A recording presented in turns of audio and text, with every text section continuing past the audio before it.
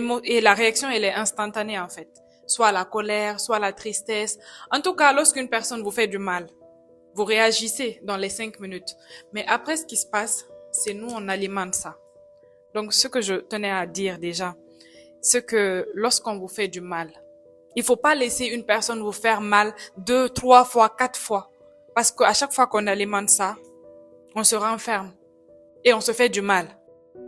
Parce qu'il y a des situations où on ne peut pas pardonner, Fio. Ça va dépendre du mal que la personne doit faire. Quand Jésus dit il faut tout pardonner, les gens lui ont dit mais attends, finalement là, combien de fois il faut pardonner quelqu'un qui te fait du mal? Vous savez quelle était sa réponse? 89 fois 89 fois. Ça veut dire quoi en fin de compte pour celui qui est sage? Infini. De façon infinie. Est-ce que vous voyez? Et regardez Dieu lui-même qui nous a créés. Dieu qui a tout le pouvoir, s'il décide que quelqu'un ici meurt, tout de suite là, la personne va mourir. N'est-ce pas? Lui là, combien de fois il nous pardonne? De manière infinie. De manière infinie. Sinon, mais attendez, avec toutes les bêtises qui se passent même à l'heure là, dans Conakry, là, il va descendre son feu, brûler pas mal de gens. Hein? Ou bien, mais il ne le fait pas. Il nous pardonne, nous donne la chance de nous repentir. Et si nous sommes des âmes incarnées, nous sommes une prolongation de la volonté divine. Et que Dieu lui-même, il nous donne l'opportunité de travailler sur nous pour nous purifier, pour revenir à lui au paradis. Pourquoi est-ce qu'on devrait limiter notre capacité de pardonner si c'est? Pourquoi est-ce qu'on devrait dire il y a des choses qu'on ne peut pas pardonner? Pourquoi? Et toujours en parlant de pardon, là il a parlé au niveau de la religion chrétienne, dans la religion musulmane aussi. J'ai entendu un sage dire que lorsque une personne vous tape et que ça vous fait assez mal, une fois, vous laissez couler. 2 fois, vous laissez couler. La 3e fois, si ça ne vous passe pas, il faut taper. Parce qu'il a parlé de purification en fait. Il faut que ton cœur en fait, il arrive à laisser couler ça en fait. C'est très important. Également, je tiens à mentionner également qu'une personne qui ne pardonne pas, comment est-ce que Dieu va lui pardonner? Si tu veux te pardonner, tu dois pardonner d'abord en fait. Donc, il faut aussi apprendre à pardonner. Également, un autre sujet. Généralement, les gens, ce qu'ils font, leur frustration, ils les transmettent à travers leurs réactions en fait. Donc, c'est pour ça, c'est important de ne pas laisser en fait ce que les gens vous font, vous dénaturer. Ça a été mon cas hier. Vos valeurs, vos principes, votre vision, la perception de la vie que vous avez. C'est pas parce qu'une personne vous a fait du mal, c'est pas parce qu'une personne vous inflige une certaine douleur que vous allez changer. Une petite précision dans mon exemple. Le fait de dire taper en retour, ce n'est pas forcément rendre le mal par le mal.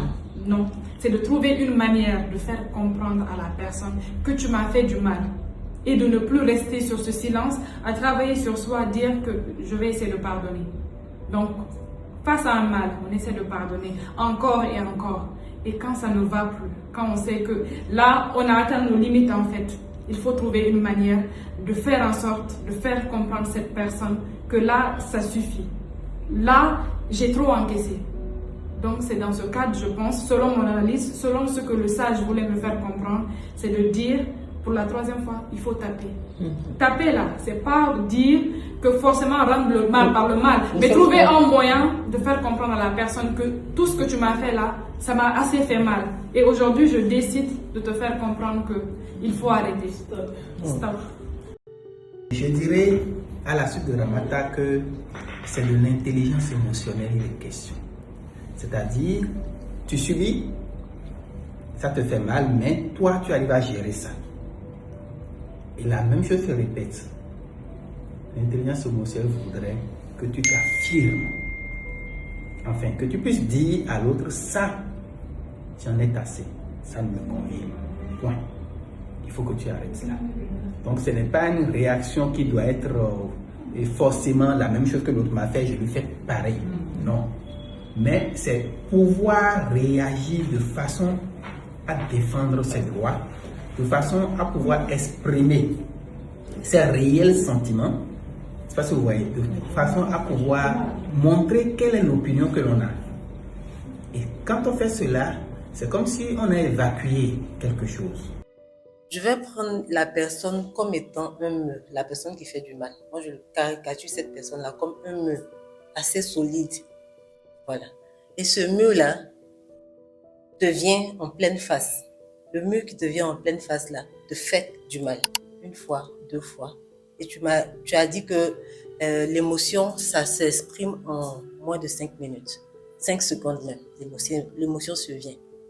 Mais quand ce mur-là te fait du mal et que tu réagis, que ce soit de façon douce, que ce soit de façon négative ou de façon positive, et que cette personne-là est caricaturée par le mur, c'est-à-dire un mur c'est impénétrable, à moins de briser. Et ce mur-là n'a pas cette oreille attentive, cette écoute active-là. C'est en ce sens-là que moi je dis que je préfère faire comme ça. Au lieu de rentrer dans le mur, je préfère contourner et puis évoluer. Ça ne me dénature pas, mais je prends conscience que c'est un mur qui est en face de moi. Et je dévie et j'évolue. C'est comme ça, moi, ma façon de faire. Edith vient d'évoquer quelque chose de très fort qui, humainement, m'a beaucoup touché. Caricaturer une personne comme un mur, c'est vrai. Il arrive des situations où on se retrouve en face des personnes qui sont d'une dureté qui est telle que tu te demanderais, est-ce qu'il y a encore de l'humanité dans cette personne-là? Qui face à une situation où l'argument, le raisonnement, même l'expression de tes sentiments à l'égard de la personne sont tels que ça n'a aucune importance vis-à-vis de l'autre en face de toi. Carrément, tu es en face de toi quelqu'un qui reste impénétrable, peut vraiment se demander, est-ce que cette personne est humaine? Ce que je voudrais lui dire, c'est quoi? La perception que nous avons des choses, des événements, détermine l'attitude que nous pouvons avoir à leur endroit. C'est vrai que c'est dur d'avoir affronté de pareilles personnes qui sont de marbre. On se demande si leur cœur là, c'est de la pierre qui a de la place. Mais en réalité, non. Vous avez déjà vu un humain, quelqu'un qui se meut, avoir une pierre à la place du cœur? Non, ça n'existe pas. Il faut simplement comprendre que c'est une apparence. Toute personne que vous voyez qui a un pareil comportement, sachez que c'est une personne fragile. Sachez qu'au fond, c'est une personne qui est très fragile et qui met de la barrière pour se protéger. C'est une personne qui est très vulnérable en vérité et qui est consciente en réalité de sa vulnérabilité. Et c'est un moyen de défense pour cette personne-là.